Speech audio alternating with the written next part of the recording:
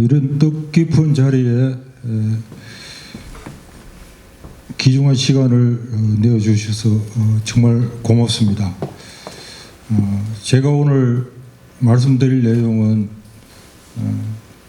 가톨릭 영성 상담은 어떤 것일까? 또 하나는 자살 예방을 위해서 가톨릭 영성 상담자는 어떤 역할을 할 수 있을까? 이 두 가지에 대해서 말씀드리겠습니다. 제가 말씀드리는 가톨릭 영성 상담은 심리학자로서 가톨릭 영성을 본 입장입니다. 전통적으로 가톨릭 영성 상담은 예수 그리스도님으로부터 시작해서 상당히 역사가 오래됩니다.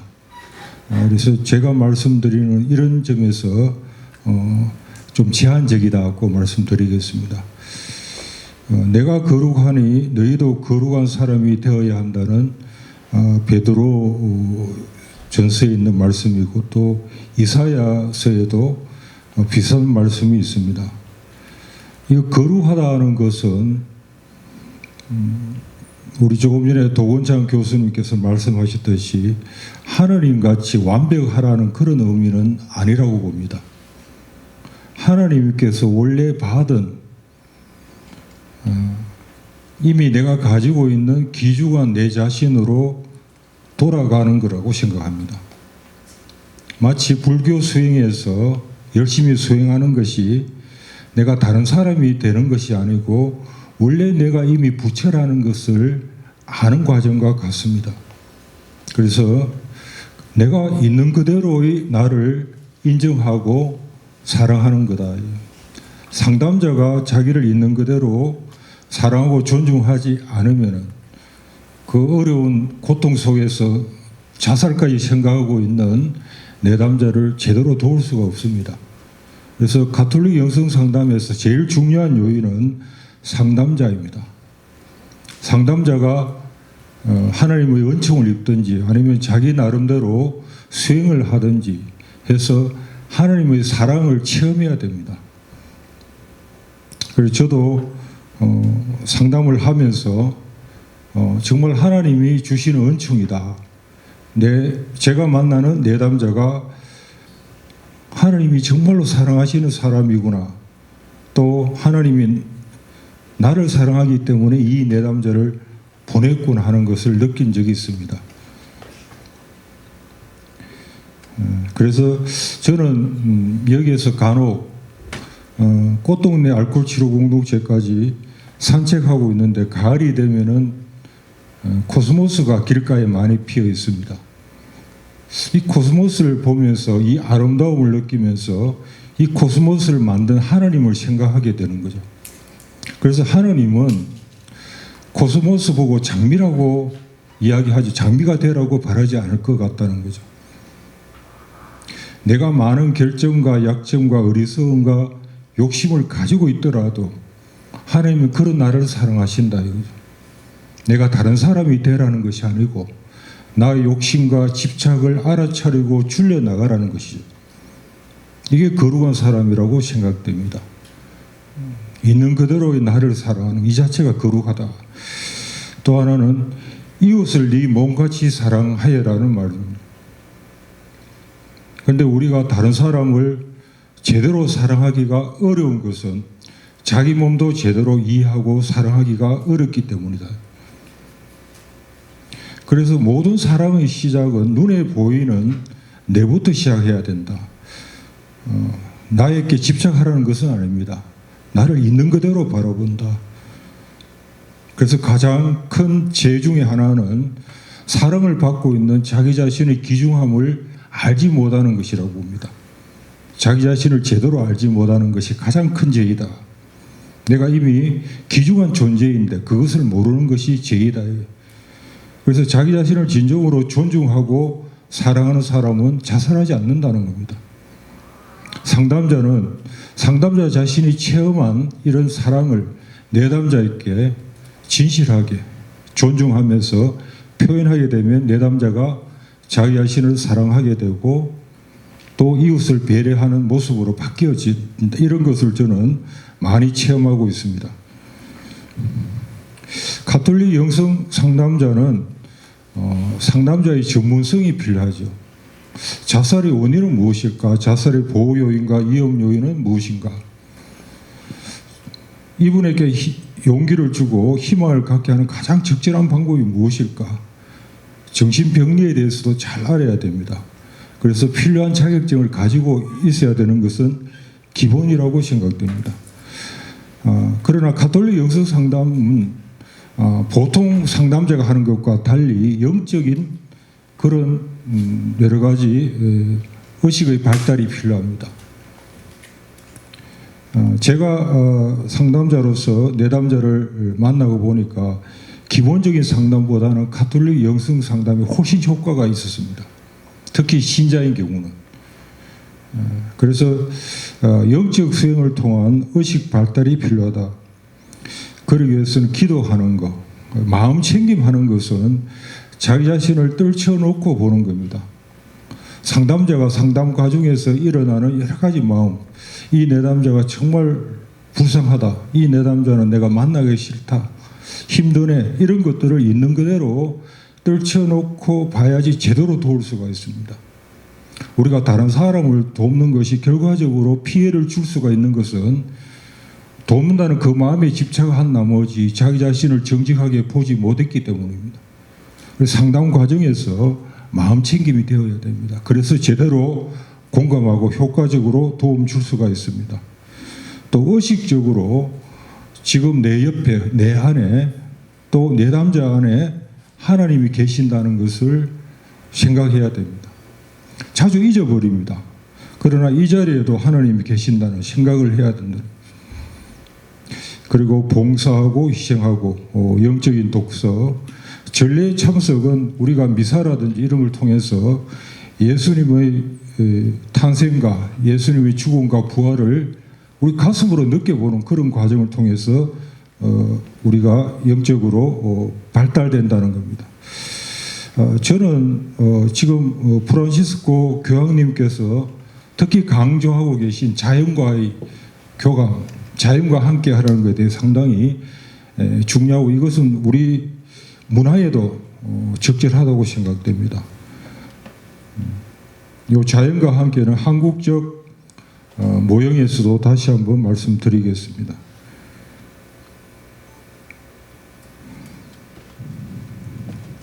영성의 조화는 먼저 자기를 사랑하고 타인을 사랑하고 자연환경, 하나님을 사랑하는 이거는 동시에 일어날 수 있는데 그 기본은 자기이다. 자기 자신을 바로 알아야 된다. 모든 사람은 자기 눈으로 세상을 바라보기 때문입니다. 검은색 선글라스 쓰고 세상을 보면 세상이 어둡게 보이고 분홍색 선글라스를 쓰고 세상을 보면은 밝게 보입니다. 내가 지금 어떤 선글라스를 쓰고 세상을 보고 있는가는 적어도 알아야 된다는 거예요. 자기의 관점이나 자기의 욕심이나 집착, 가치관 이것도 알고 있어야 된다. 그래야 진정으로 자기를 사랑한다는 겁니다. 타인도 있는 그대로 사랑하기 위해서는 그런 기본이 되어야 되고 자연 환경 속에서는 저는 자살과 관련해서 이걸 느꼈습니다. 우리가 죽더라도 자연의 이치 안에서 벗어날 수 없다 이거죠. 살고 죽는 것은 자연 범위 안에다. 그러나 이 자연을 만드신 하나님 입장에서 우리가 살고 죽든지 간 하나님 품 안이다는 거죠. 벗어날 수가 없습니다. 그래서 우리가 하나님을 잘 보이지 않죠. 눈에 보이지 않기 때문에. 그러나 자연을 보면은 하나님을 이해할 수 있다는 거죠. 가톨릭 영성 상담의 대상은 크게 나누면은 영적인 발달을 추구하는 분이고 또 한 분은 심리적으로 고통받는 사람들입니다. 그런데 우리가 더 관심을 가져야 되는 것은 마태복음에 있듯이 가장 작은 이들 가운데 한 사람에게 해준 것이 바로 나에게 해준 것이다. 많은 상담자가 여러 내담자를 도와주고 있습니다. 그러나 가톨릭 영성 상담자는 특히 가난한 사람, 힘든 사람에게 관심을 가져야 한다. 그 중에 하나가 자살 위험성을 가진 사람이고 가족이고 또 중독자이다. 저는 2005년도에 대학원 수업을 듣고 있던 강윤구 수사님에게 그분이 그 당시에 꽃동네 가수원을 책임지고 계셨습니다. 그래서 이 아름다운 곳에 꽃동네 7호 공동체를 만들면 어떠하시겠습니까? 여쭤봤는데 마침내 오홍진 신부님으로부터 허락을 얻었습니다. 그래서 지금까지 한 150여 명이 수료를 했습니다. 중간에 나가신 분. 근데 제일 처음에 2005년도 당시에 3분이 들어오셨는데 지금 1분이 회복하고 있고 2분은 사고로 돌아가셨습니다. 많은 알코올 중독자가 자살하거나 질병이거나 아니면 사고로 일찍 돌아가십니다. 근데 가톨릭 꽃동네 대학교에 제가 있어서 그런 것이 아니고 지금도 생각하면 이것이 이제 제가 부족하지만 하나님이 저를 도구로 쓰셨다 하는 생각이 들어요. 그래서 몇 사람이라도 살리지 않았나. 제가 살린 건 아니고 만들어졌기 때문에 우리 또 수사님이 정말 열심히 노력하시기 때문에 그런 것 같습니다. 그리고 2017년에 총장님의 그 지시를 받아서 세종 충북 도박문제관리센터를 정부로부터 위탁받았습니다. 그래서 잘 아다시피 도박 중독자의 약 50% 이상이 자살 사고를 가지고 있습니다. 그리고 9.8%가 자살을 시도하거나 자해를 시도하고 있습니다. 제가 도박 중독 거기 센터에 계신 직원분이 6분인데 여러분들이 힘을 합쳐서 1년에 한 분의 생명이라도 살린다면 여러분은 보람 있는 일이다 그래요. 저는 무엇보다도 자살 가능성을 염두에 두고 예방해라고 그럽니다. 다른 거는 다 되돌릴 수 있지만 사람의 죽음은 되돌릴 수 없습니다. 최근에 거기서 상담을 조금 받으신 분이 나오지 않아서 직원이 연락했는데 자살했다는 이야기를 들었습니다. 제가 어제 만난 케이스도 자살의 위험성이 상당히 높은 분이었습니다. 그래서 마침 우리 학교 출신인데 그 직원이 정말 공감을 잘하고 제대로 하셨더라고요. 그래서 저는 이렇게 그분에게 이야기했습니다. 그분이 하나님의 사랑을 받았기 때문에 우리 선생님을 만나게 되었다. 그리고 선생님도 하나님이 선생님을 사랑하기 때문에 그분을 만나게 해주었다. 그 내담자를 하나님이 주시는 선물로 생각해라 그랬습니다. 저는 아마 그분은 잘 할 것 같아요. 그래서 이런 과정을 거치면서 우리 가톨릭 꽃동네 대학교를 하나님이 만드신 이유가 그런 게 아니겠나. 그런 생각이 많이 들고 있습니다. 그리고 교도소 수용자나 빈곤한 사람, 장애인, 노인, 문제청소년도 우리가 특별히 관심을 가지고 돌봐야 될 대상이죠. 기존의 상담과 달리 기존의 상담은 내담자의 건강한 부분과 치료자가 손잡고 내담자의 건강하지 않는 부분을 치료하는 겁니다. 그러나 가톨릭 영성 상담의 중심에 영성 하나님이 계시는 겁니다.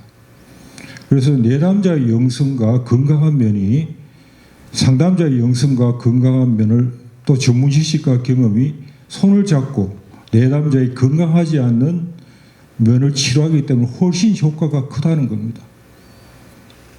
그래서 우리가 영성을 같이 했을 때는 치료 효과가 크고 특히 중독자나 자살을 앞둔 사람에게는 효과가 있다 하는 겁니다. 그래서 이 종교계에서 이런 일을 하시는 거죠. 종교계의 특성은 영성이잖아요. 물론 신앙과 영성은 꼭 같은 건 아니지만은 영성적인 게 우리 모두에게 공통 분모일 것 같습니다. 제가 상담한 어떤 내담자 분에게 이분은 사랑을 받고 싶어 하더라고요. 어릴 때부터 부모에게 적절한 사랑을 받지 못했습니다. 그래서 타인의 사랑을 갈구했는데 상담을 통해서 위로를 받고 안정됨으로써 자기가 귀중한 존재라 하는 걸 인식하다. 내가 정말로 하나님의 사랑을 받고 있었는데 몰랐다 하는 것을 알게 되더라고. 그러면서 자기가 이제 이웃을 위해서 어떤 일을 하겠다 이런 결심을 하는 사람으로 변화되었습니다. 그래서 상담을 통하여 하나님의 사랑을 느끼면서 자기를 사랑하고 타인을 사랑하게 되는 것으로 달라졌습니다. 예. 아까 우리 도건창 교수님이 하신 내용은 조금 저하고 중복되는 것이 있기 때문에 그거는 그냥 넘어가도록 하겠습니다. 한국적 가톨릭 영성 상담에서 가장 중요한 것은 한국적 문화에서는 한이 많습니다. 내담자가. 이 한을 풀어줘야 돼요. 공감과 존중과 진실성으로 풀어줘야 되고 마음 챙김을 해주는 가르쳐주고 가족이 문제가 많습니다. 그래서 가족을 치료자의 협조자로 해야 되고 가족과 잘 기능할 수 있도록 대화 기술 등이 또 필요합니다. 그리고 자기 몸의 활용, 우리 말에는 몸과 관련된 게 맞죠. 두통, 뭐 골치 아프다 그러고 가슴이 아프다 이렇게. 그래서 자기 몸을 활용하는 방법도 사용되고 있고요. 그리고 상담자가 어른의 역할을 하기를 바라고 있더라고요. 가르쳐주고 지시하는 거. 이런 것들이 서구 상담하고는 약간의 차이가 있다. 자살은 아까 말씀하셨는데 1959년에서 63년 사이에 출생한 사람이 가장 자살이 많다는 최근의 연구가 있더라고요. 아마 이게 베이비붐 세대하고 관계되는 것 같지만은 저자는 연구자는 또 다른 이유가 있지 않을까 이렇게 보고 있더라고요. 자살은 아까 우리 도 교수님께서 언급하셨듯이 개인적인 문제로만 볼 수가 없습니다. 지금 우리 사회가 사회적 문제가 상당히 크다고 봅니다. 그 중에 하나가 죽음의 문화이죠. 죽음의 문화는 뭐냐면은 낙태를 비롯해서 자살, 또 하나는 중독이라고 봅니다. 중독은 영적인 병이거든요. 영적인 병이라면 자기 자신을 속이는 거예요. 그래서 사회문화적 요인은 저는 강조드리고 싶은 것은 중독자만 예방하더라도 자살을 많이 줄일 수 있다. 이렇게 생각됩니다. 자살의 위험 요인은 당연히 우울장애가 가장 크고요. 과거에 자살을 시도한 경험, 자살을 목격한 경험, 또 생계 문제, 또 사회적 소외, 죽음의 문화. 우리 사회에서 특히 노인들인 경우는 생계 문제나 신체 건강 문제와 더불어 사회적 소외감 때문에 자살을 많이 하더라고요. 그래서 우리 카리타스 쪽에서는 이런 지역 사회에 관심을 갖고 적극적으로 개입해야 된다. 자살은 사실은 계획적인 자살과 충동적 자살로 구분할 수 있는데 실제 계획적인 자살은 거의 없고요. 충동적으로 자살합니다. 그래서 언제 어떻게 자살할 줄 몰라요. 그래서 이 충동성을 잘 알아봐야 되는데 특히 술을 마시고 자살하는 경우가 상당히 많습니다. 이렇게 넘어가고요. 자료를 참고하시면 되겠습니다. 이 보호 요인은 저는 자존감 이건 아는데 우리 가톨릭 영성에서의 자존감은 에고에서 이야기하는 자존감과 다릅니다. 에고는 내가 다른 사람보다 낫다. 내가 뭘 가지고 있다.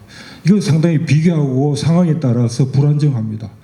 그러나 가톨릭 영성에서의 자존감은 영적 자존감이에요. 내가 하나님의 모상으로 되어 있다. 내가 어떤 옷을 입고 있고 어떤 일을 하든 간에 내 본성은 귀중하다 하는 것. 그리고 자연으로서 내가 귀중하다. 그래서 여러 가지 사회적으로 때가 묻은 것들을 지워버리는 것. 집착과 욕심과 어리석음을 벗어버리는 이럴 때 진정한 동심의 세계에서 자존감이 있다. 이게 영적 자존감과 같은 거예요. 이거는 내가 지금 어떤 처지에 있든지 내 가게가 완전히 망해가지고 내가 지금 부채를 지고 있더라도 내 자체를 귀중한 존재라 하는 걸 알아야 된다는 거예요. 근데 우리 사회 문화는 그렇지 않다는 거죠. 마치 꽃들의 아름다움을 키에 따라 꽃의 크기에 따라 쫙 이렇게 하는 거 이런 문화입니다. 코스모스는 코스모스대로 장미는 장미대로 구절처럼 구절대로 아름다운데 일률적으로 다 이게 많은 사람으로 자존감 손상하게 만든다는 거죠. 그래서 이런 사회 문화도 생명 문화의 하나로서 발전시켜 나가야 되겠다는 거예요.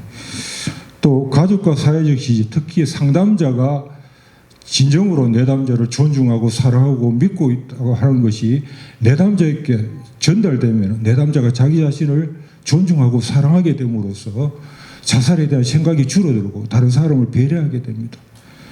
그래서 꽃동네에서는 옛날에 제가 읽은 내용 중에서 자살하려고 어떤 분이 마음을 먹었는데 꽃동네에 한번 가보겠다.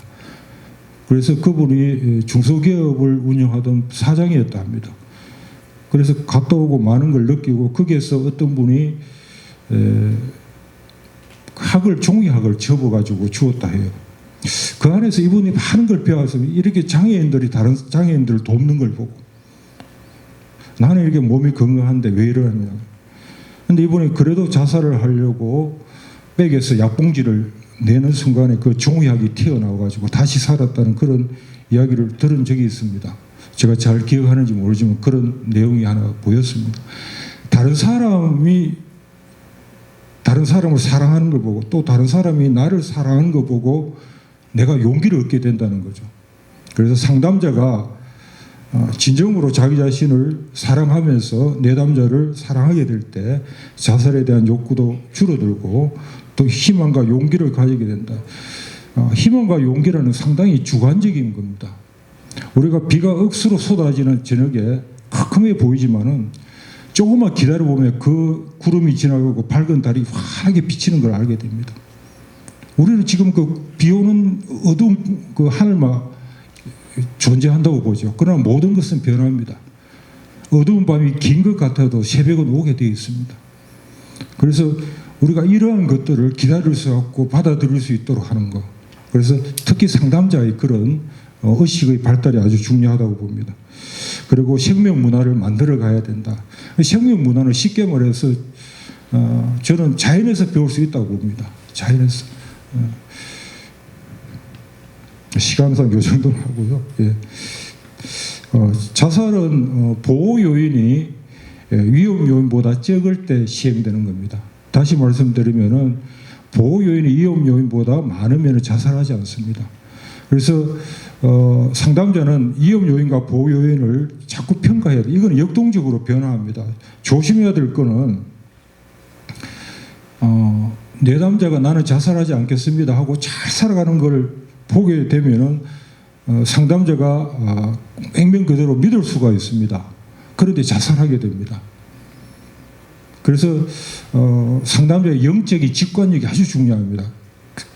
그분이 그렇게 말하더라도 그 내면에 무엇인가 철저하게 계속 관찰하고 자살의 위험성이 있을 때는 전문기관에 의뢰하는 것도 아주 중요하다. 그래서 시간상이 제가 핵심적인 것만 다시 한번 1분만 말씀드리면은 정말 상담을 제대로 하기 위해서는 상담자의 전문성도 필요하지만 영적인 어떤 수련도 필요하고 가톨릭 영성을 내담자에 맞게 적절하게 사용하는 것이 자살 예방이나 내담자의 안녕에 크게 도움이 된다고 말씀드리겠습니다. 예, 감사합니다. 네, 초대해 주셔서 감사합니다.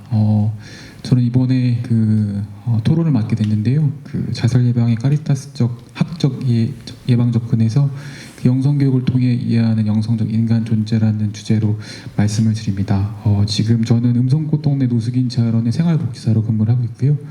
현재 가톨릭대학교 사회봉사센터의 겸임교수로 일하고 있습니다.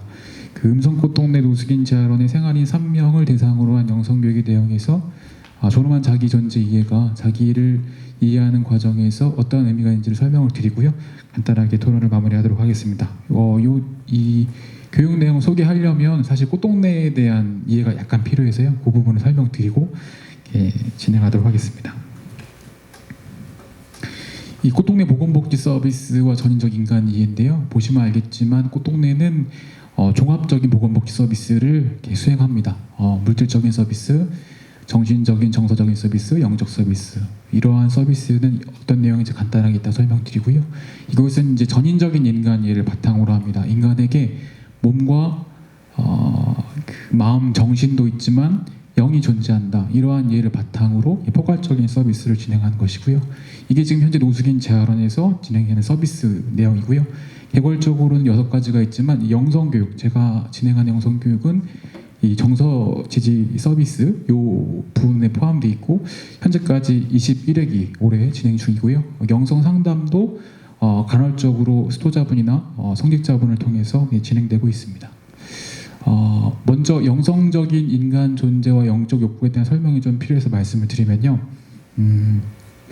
사회복지 현장에서 이해하는 영성적인 인간 존재는 이 본질로서의 영성과 1차원으로서의 영성으로 구분되어 있는데 얘도 간단하게 얘기해서 이 개념에서 이 2가지를 제가 설명을 드리는 것은 실제로 영성 교육이 진행됐을 때 3명의 내담자, 3명의 이 피교육자에게 이러한 내용들이 드러났기 때문입니다. 딱 구분돼서 설명할 수는 없지만 포괄적이고 종합적으로 이 내용들이 드러난 거죠.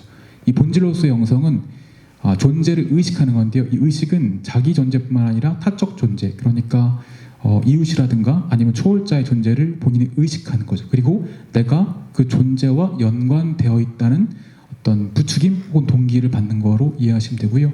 그리고 존재와 관계를 사랑한 일에 이렇게 연결되어 있다는 것을 이 본질로서의 영성으로 이해할 수 있고 실제로 영성교육 참여자분들로부터 이러한 욕구를 이렇게 파악할 수 있었습니다. 1차원으로서의 영성은 초월자의 관계를 얘기하는 건데요. 초월자의 관계가 더 심화되고 싶다. 그러니까 하느님과 관계가 더 돈독해지고 싶다. 심화되고 싶다.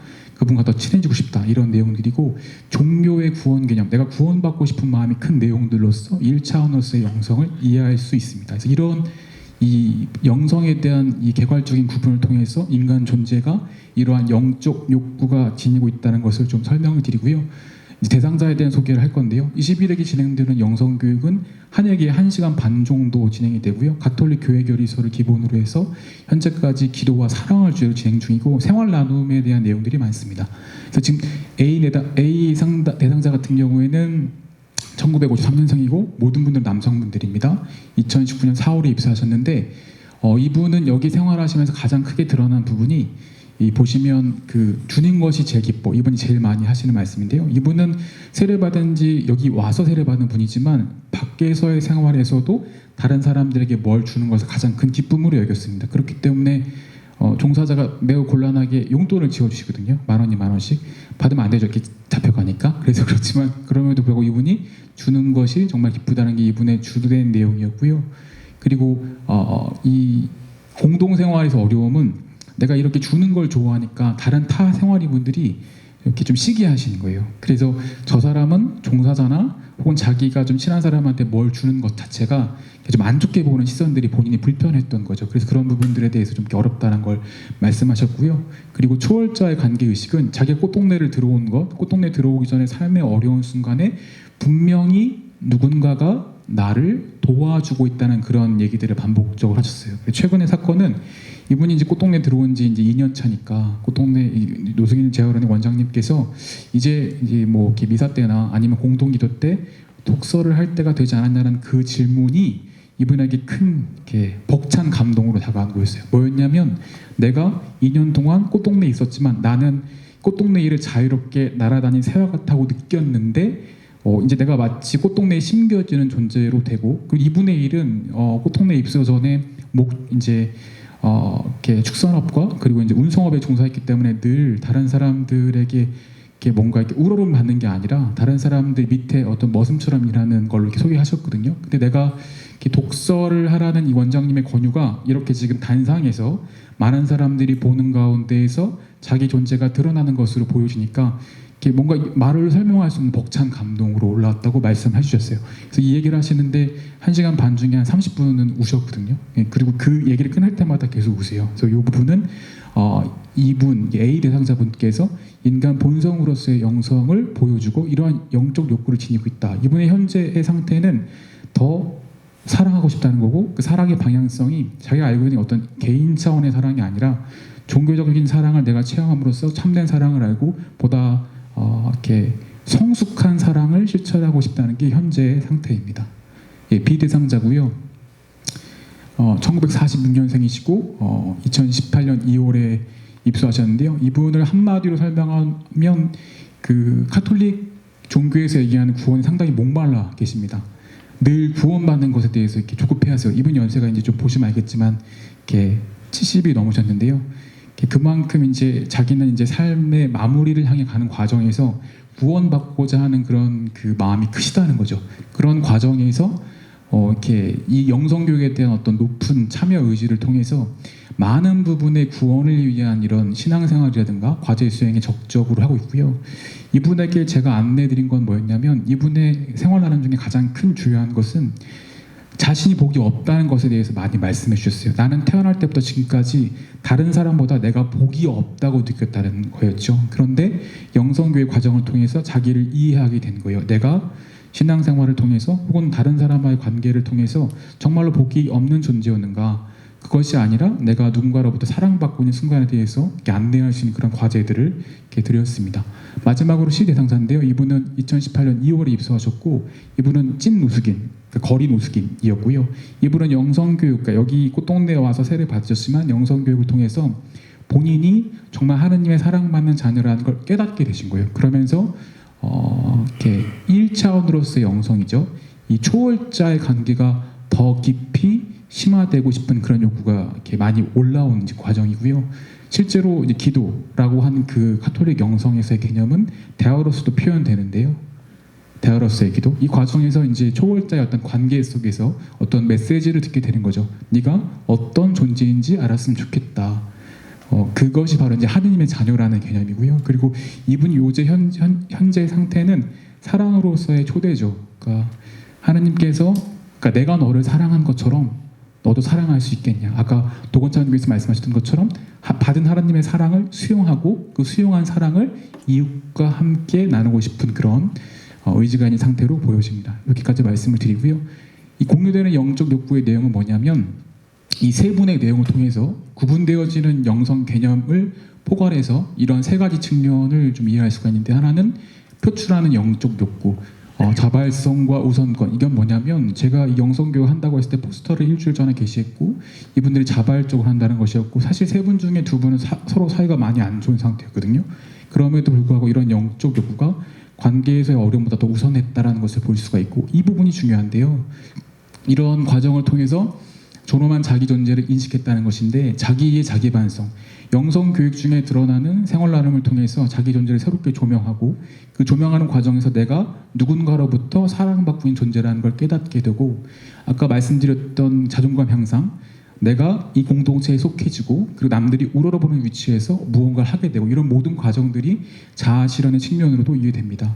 이런 것들을 보게 되면 이 영성교육 과정에서 드러나는 이런 내용들이 자기를 존엄한 존재로 재인식하는 그런 과정이 될 수 있지 않나라고 생각을 해봅니다. 시도하는 자기 초월은 이분들이 현재의 위치에서 다른 존재 혹은 더 거듭나는 존재로 하는 그런 노력들을 많이 하시는데요. 다 설명드릴 수 없지만 아까 한 분 설명 A 대상자 말씀드렸던 것처럼 더 깊은 사랑, 참된 사랑, 성숙한 사랑하기 위해서 현재 본인의 습관들을 지금 부단히 개선하는 그런 노력 중이고요.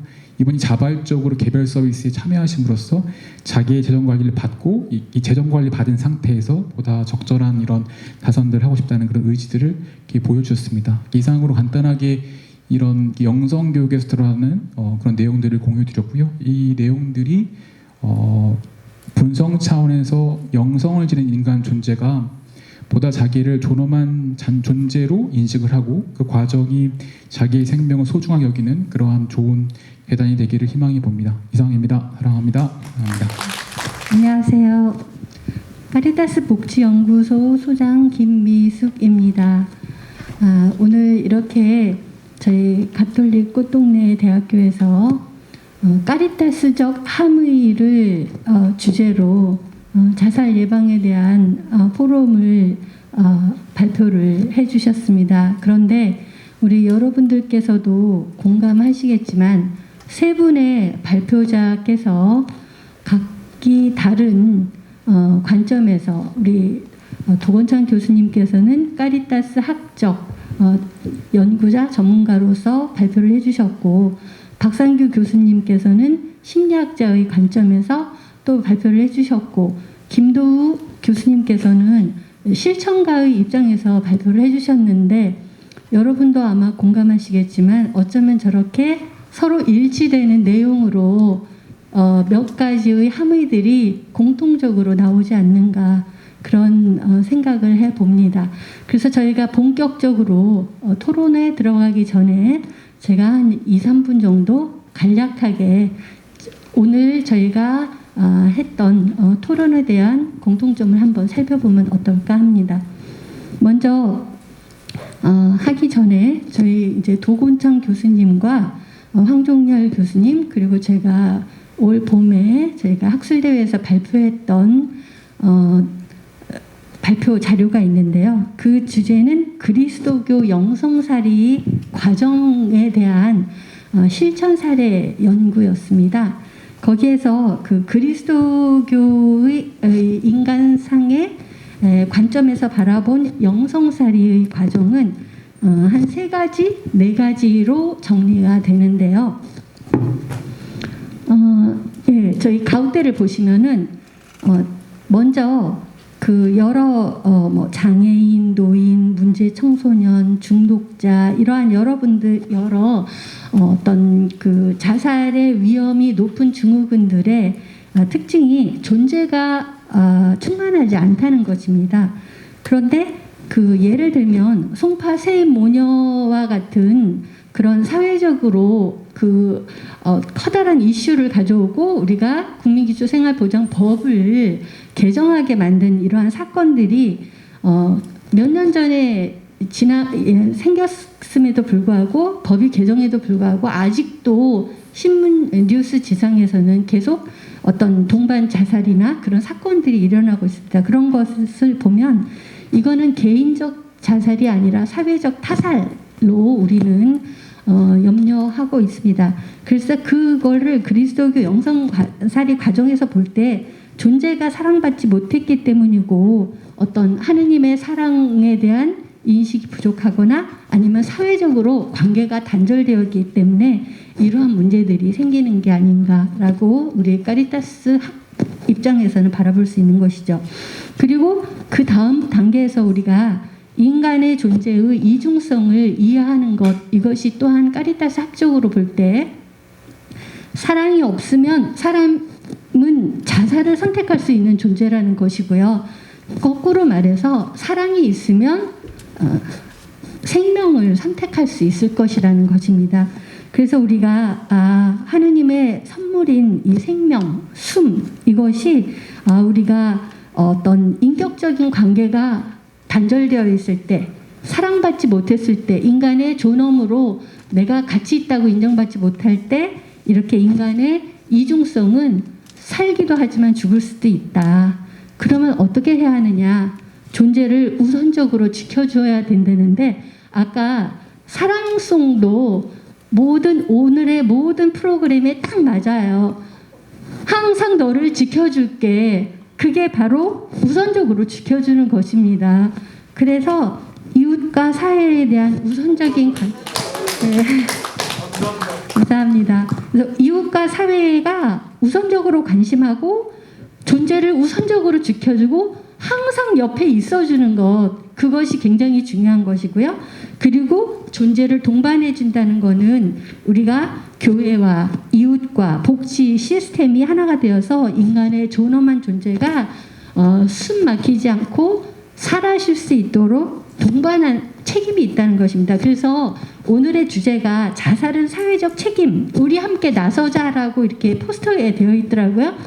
얼마나 잘 맞아 떨어집니까? 정말 우리가 서로 생명을 살아갈 수 있도록 도와야 할 책임이 우리 모두에게 있다고 생각합니다. 그래서 오늘 발표해 주신 도건창 교수님, 박상규 교수님, 김도 교수님의 일치된 결론은 카리타스적인 함의로 볼 때 생명은 하느님의 소중한 선물이고 인간은 존엄한 존재이고 사랑받는 존재이고 관계는 회복되어야 하고 그리고 우리는 숨이 막히거나 숨을 옥죄지 않게 인간다운 삶을 살 수 있도록 지향하여야 한다는 것이 오늘의 카리타스 학적 함의입니다. 그래서 이상과 같이 세 분 발표하신 거에 대해서 지금부터는 우리 플로어와 그리고 우리 유튜브에서 궁금하신 사항이 있거나 특별히 있으시면 특별히 발표자님을 지정하시거나 아니면 그냥 질문이 있으면 주시면 감사하겠습니다. 그럼 먼저 플로어에서 질문이 있으신가요? 두 분 주제 발표 말씀 잘 받들었고요. 제가 그동안에 까리타스 순회가 있죠, 순회. 예, 그래서 관련성을 좀 이제야 좀 이제 제가 좀 그동안 까리타스 수녀님들하고도 모임에 관계, 종교 관계, 연대 활동하면서 이렇게 유대를 맺는데 카리타스 순회를 이해를 못했어요. 근데 이번 기회에 제가 여기 강의를 드리면서 아까 조금 전에 이제 우리 오은유 신부님께서 사랑은 융합이다 했거든요. 사랑은 융합이다 말씀하셨어요. 마지막 축사 말씀에 그 사랑 융합과 이 카리타스 학적 그런 접근이 굉장히 저는 상관성이 있다 그렇게 제가 느낌을 받았는데 그런 점에 대해서 한번 말씀해 주시면 감사하겠습니다. 예, 사랑은 융합이다라고 하는 것과 그 사실은 이제 융합이라는 게 그 장애인 복지 쪽에서도 많이 쓰이는 개념입니다. 이제 인클루전인데요. 사실은 그리스도교적인 인간관에서 보면 융합이라는 건 전통적인 개념은 아닙니다. 그러니까 이치상으로 따져서 그러니까 이성적으로 따져서 표현할 때는 조금은 오해의 소지가 있습니다. 왜냐하면 그리스도교 인간상에 있어서는 모든 인간은 개별적이고 유일무이하고 대체 불가능하고 독자적으로 존재합니다. 그렇기 때문에 하나님 앞에서의 인간의 겸손도 내 자신이 없어지거나 낮아지는 것이 아니고 나는 나 있는 그대로 있는 것이고 하나님은 하나님 모습대로 있는 것, 그게 겸손입니다. 근데 이제 오신 분님께서 말씀하시는 것은 뭐냐 하면 그런 어떤 그 개별자로서의 인격적 존재에 대한 말씀이라기보다는 그러니까 두 존재가 정말로 만났을 때 자녀를 출산하는 것과 같이 그러니까 좀 다른 더불어 삶의 새로운 어떤 생명의 열매를 낳는다라는 취지로 저는 이해를 했고요. 그러니까 이게 이제 개별적인 인격 존재라는 문제하고는 좀 다른 것이 아닌가 저는 그렇게 이해를 했습니다. 저는 그 자살이 하루에 36명이 30명이 줄었지만은 저는 시도자들은 한 760명조 하루에 시도를 하고 있습니다. 그래서 아까 우리 박상규 교수님이 자살의 고위험군이라 하면은 자살 유가족이 제일 1순위죠. 그 다음에 시도자라고 생각합니다. 그리고 아까 뭐 중독자들 여러분들 이야기했었는데 그러한 고위험군들을 어떻게 천주교 같은 경우 주변에 그런 사람들이 많지 않습니까? 특히 코로나로 사회적 거리두기를 해서 독거노인이라든가 그 다음에 자영업자들 이런 소상공인들이 어려움을 겪고 특히 우리 사회적으로 큰 문제가 됐던 공군 여중사의 자살이라든가 특히 택배 소장이 노조원들한테 괴롭힘, 따돌림, 공격하고 이러한 분들이 이제 자살 고위험군인데 이런 거를 물론 저는 정부가 특히 지자체가 그런 고위험군을 발굴하고 지원하고 하는 것이 우선이라고 생각됩니다.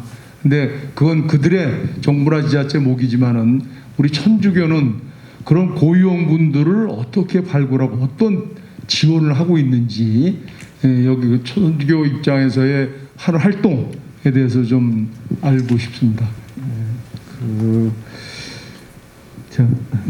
천주교라고 말할 때 이제 모든 지역에서 동일하지는 않습니다. 사실은 각 지역에 따라서 좀 더 활발한 곳이 있고 덜한 곳이 있는데 이제 제가 그 대구 사람인데요.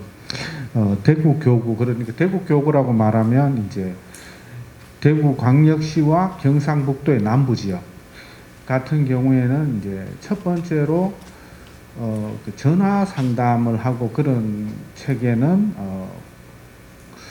90년대 초 80년대부터 있어 왔습니다. 그리고 이제 모든 성당에 대구 교구 같은 경우에는 그 모든 신자는 다른 사람을 돕는 일을 할 의무가 있다라고 명시가 되어 있고, 그 모든 본당이 이제 본당 사회복지위원회가 있고, 그리고 신자들은 이제 반 또는 구역으로 이렇게 조직이 되어 있습니다. 그러면 각 반 구역에 그 다른 사람들을 이웃의 사정을 알고 그분들의 소식을 공유하고 필요한 것을 성당에 요청을 하거나 성당에 요청해서 할 수 없는 경우가 있거든요. 뭐 치료비가 너무 많이 들어간다든지 그런 경우에는 대리구 또는 교구를 통해서 이제 지원을 받거나 하는 방식을 취하고 있습니다. 그게 실제로 성공을 거둔 게, 성공이라고 말하기는 참 그렇습니다만, 그러니까 지금부터 한 10여 년 전에 그 대구 불로동에서 약간 지적 장애를 갖고 있는 부부가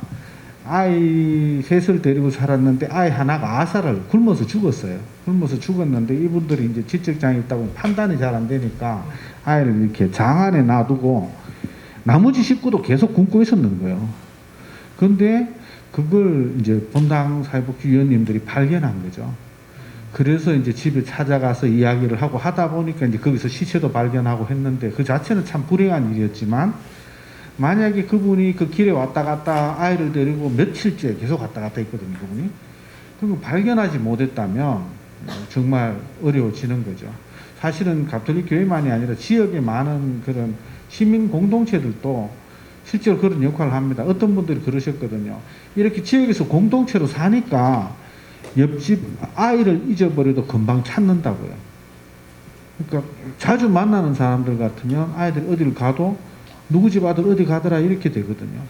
그런데 아무도 모르면 누구도 막아줄 수 없는 거죠. 그런 공동체를 만드는 역할을 하고 있고, 그걸 조직적으로 수행하기 위해서 이제 지속적인 교육과 홍보 활동을 하고 있습니다. 그리고 저희가 대구 같은 경우는 본당에서, 본당을 통해서만 지원되는 돈이 1년에 한 37억 정도 그렇게 지원되고 있습니다.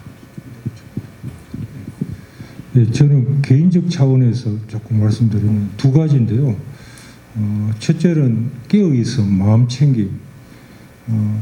그러니까 각자가 상담자를 필요해서 그 자살과 관련되어 있는 분들이 마음 챙김해 있어야지 내담자를 제대로 이해하고 파악할 수 있거든요.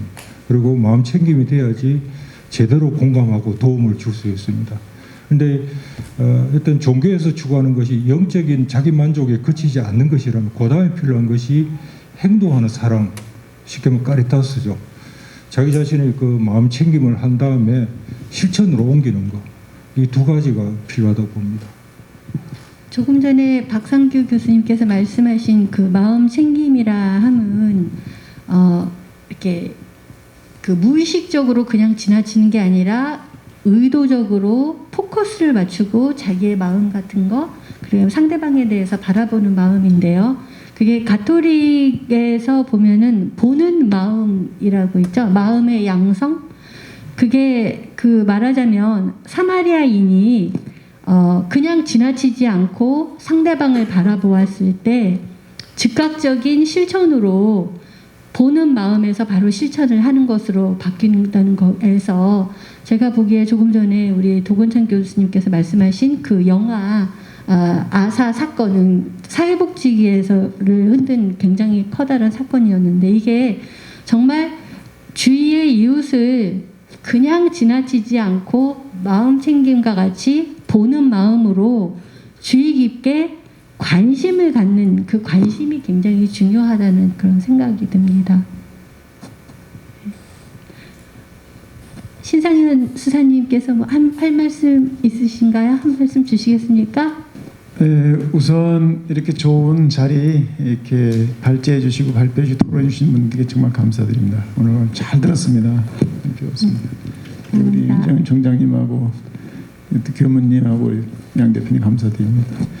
아까 저 양 대표님께서 카톨릭에서는 어떻게 활동하고 있냐 그렇게 말씀하셨는데, 저는 이 내과 의사로서 41년간 살고 있고 또 수도자로 33년 살고 있는데, 제일 고통스러울 때가 내가 담당했던 가족이나 환자가 극단적 선택했을 때 아주, 저는 세 가지 원인으로 지금 자살을 분류하는 거예요.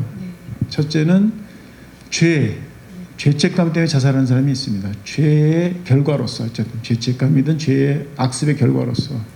두 번째는 감당할 수 없는 고통, 감당할 수 없는 상처가 내 안에 있을 때 그거를 죽음으로써 해결할 수밖에 없을 때 혼자 해결이 안 되니까. 그리고 마지막 세 번째는 인간이 삶의 의미, 존재의 감을 느끼기 위해서는 사랑받고 있어야 되거든요. 그리고 카리타스는 사랑만 받는 게 아니라 사랑을 또 주는 거라고 그랬잖아요. 사랑은 주고받는 것인데 받아보지도 못하고 줄 기회도 없는 사람들, 이 세 가지 원인으로 죽는다. 그래서 첫 번째 죄의 문제는 어떻게 해결하느냐. 카톨릭에서는 인간의 어떤 학문도 지식도 돈도 권력도 해결할 수 없는 게 죄입니다. 오직 신앙으로만 죄를 없앨 수가 있어요. 세례성사, 고해성사, 성체성사 이런 걸로 죄를 탕감해 줄 수 있거든요. 사람이 죄에서 해방되면 죽을 이유가 없는 거예요. 죄책감 때문에 죽기도 하고 결과로 죽기 때문에. 두 번째, 우리 카톨릭 교회에는 은사가 있습니다. 그 심리 상담하고 영성 상담하고 가장 큰 차이가 뭐냐면 심리 상담은 내담자 상담자 둘이 하는 거예요. 영성 상담은 두 사람 위에 하느님이 계신 거예요. 제가 어떤 내담자하고 얘기할 때 이 사람한테 지금 가장 큰 문제가 뭔가 말로 듣는데 못 알아듣겠어요. 기도하면 the gift of knowledge, 지식의 알매 은혜를 주시면 직관력이라고 아까 그러시잖아요. 직관적으로 이 사람의 핵심 문제는 이거구나 아는 거예요. 그리고 주님 이 사람한테 무슨 말을 하면 치유가 되겠습니까? 주님께 여쭤보면 딱 정리가 된 단어 하나 튀어나오는 거예요. 그리고 그 얘기를 딱 듣는 순간 그 사람 안에 묶여있던 매듭이 탁 풀리면서 그 단어 하나 때문에 말 한미 때문에 치유가 돼. 상처가 치유돼요. 이걸 은사라고 그래. 캐리즘. 은사 가지고 하고. 그 다음에 아까 말한 대로 삶의 의미는 사랑받고 사랑하는 건데 우리 꽃동네 옹진 신부님의 복지 이론의 가장 정점은 꽃동네 복지는 선별 복지도 아니고 보편 복지도 아니다. 우리 복지는 사랑의 복지다. 꽃동네 들어온 사람은 사랑받아보지 못해서 사랑할 수 없었기 때문에 삶의 의미를 상실하고 언제나 죽을 기회만 노리는 호시탐탐 죽으려고 하는 의미를 상실한 분들인데 그 사랑받지 못한 분들한테 우리가 사랑을 먹이는 거죠. 그건 오직 희생을 통해서밖에 안 돼요. 음식 가지고 안 돼요. 프로그램 가지고 안 돼요. 좋은 약 가지고 안 돼요. 누군가가 자기를 위해서 희생하고 전적으로 모든 걸 바치고 있다는 걸 받은 사람은 사랑의 빈 잔이 차면은 잔이 넘치는 게 이제 사랑을 시작하게 됩니다. 그럼 자기도 사랑할 수 있고 나도 다른 사람에게 도움이 될 수 있다는 걸 깨닫는 순간 삶의 긍지가 느껴지고 죽어야 될 이유가 없어요 이제.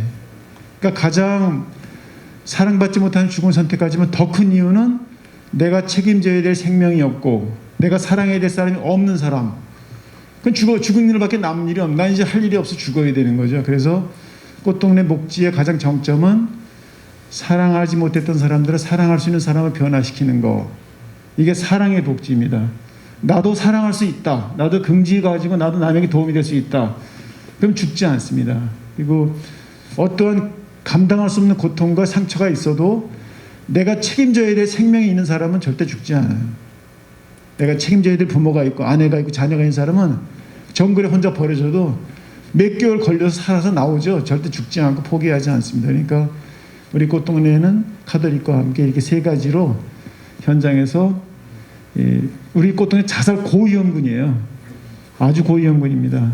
근데 그분들이 자살 선택하지는 데가 마지막으로 한 분은 10년 동안 종로로 해가지고 매일 죽으려고 하는 사람인데 해달라는 거 다 해주고 가서 빌고 때로는 각서도 쓰게 하고 이렇게 해서 10년 만에 수시로 목을 메고 막 칼로 긋고 막 이렇게 하던 사람을 자연사하도록. 근데 10년 만에 피로가 다 풀린 적이 있습니다. 그러니까 희생만이 살릴 수 있다 이렇게. 네. 그러면 이것으로 오늘의 자유 토론을 마칠까 합니다. 대단히 감사합니다.